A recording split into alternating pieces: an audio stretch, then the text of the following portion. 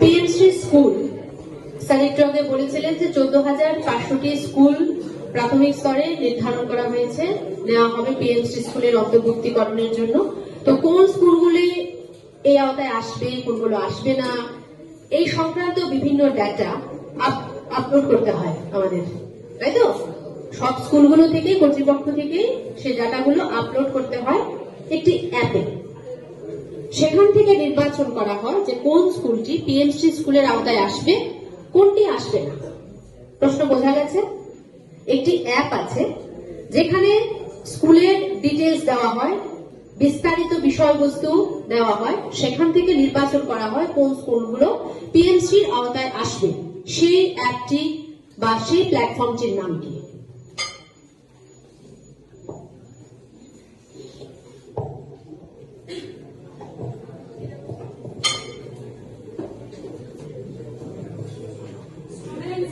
Audience একটু আগে নিজেদের জন্য হাততালি দিলে, এখন কি উল্টো হাতে তালি দিতে হবে না?